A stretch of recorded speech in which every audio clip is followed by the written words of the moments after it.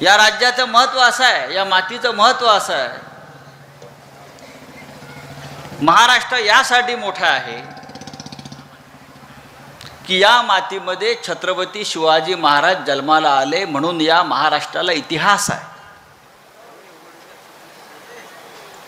आणि जे महाराष्ट्रावर आज चाल करून येत आहेत ते गुजरातचे राज्यकर्ते मोदी असतील किंवा शहा असतील। महाराष्ट्रात शिवाजी महाराज जन्माला आले आणि औरंगजेबाचा जन्म गुजरातमध्ये झाला।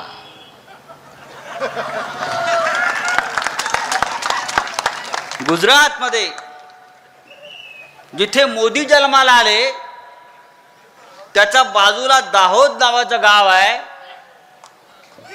तेथे औरंगजेब जन्माला आला आणि म्हणून ही औरंगजेबी वृत्ती गुजरात आणि दिल्लीतून या महाराष्ट्रावर चाल करून येते आहे आणि शिवसेनेच्या विरोधामध्ये, आमच्या स्वाभिमानाच्या विरोधामध्ये।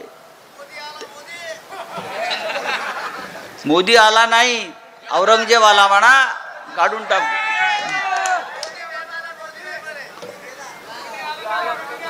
तर अशा मी हा इतिहास सांगण्याचं कारण आहे की या राज्यात शिवाजी महाराज जन्मले आणि बाजूच्या राज्यामध्ये औरंगजेब जन्माला आला।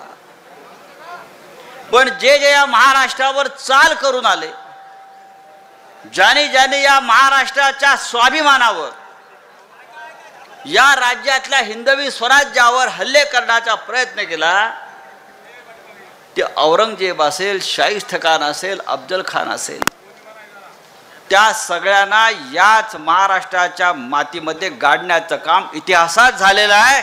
त्याच्यामुळे आता सुद्धा जर कोणी त्या विचारानं या महाराष्ट्रावर हल्ले करणार असतील तर हा छत्रपती शिवाजी महाराजांचा महाराष्ट्र आहे आणि छत्रपती शिवाजी महाराजांच्या विचारानं स्थापन झालेली शिवसेना, त्या शिवसेनेचे निर्माते बाळासाहेब ठाकरे आहेत आणि ती शिवसेना उद्धव ठाकरे यांच्या नेतृत्वाखाली आपण पुढे घेऊन चाललेलो आहोत।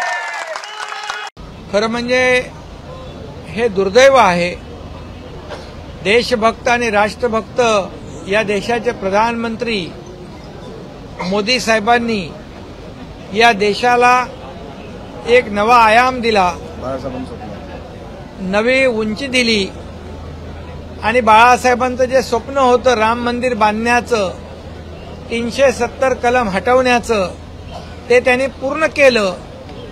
अशा आदरणीय प्रधानमंत्री महोदयांना औरंगजेब म्हणणं म्हणजे या देशाचा अपमान आहे। हा खरं म्हणजे प्रधानमंत्री महोदयाला औरंगजेबाची तुलना, उपमा देणं हा देशद्रोह आहे आणि खऱ्या अर्थाने यांची निंदा करावी तेवढी थोडी आहे। कारण औरंगजेब वृत्ती त्यांनी दाखवली, कारण आपल्याला माहित आहे त्यांनी भावालाही सोडलं नाही, औरंगजेबाने बापालाही सोडलं नाही, नातेवाईकांनाही सोडलं नाही। तीच वृत्ती, औरंगजेबी वृत्ती यांनी दाखवली, या महाराष्ट्राला माहित आहे आणि म्हणून त्यांच्याकडून दुसरं काय अपेक्षा करणार। परंतु याचं उत्तर या निवडणुकीमध्ये या महाराष्ट्रातली जनता मतपेटीच्या द्वारे देईल आणि मोदी साहेबांचा अपमान, त्याचं उट्ट, त्याचा सूड मतपेटीद्वारे या महाराष्ट्रातली जनता घेईल।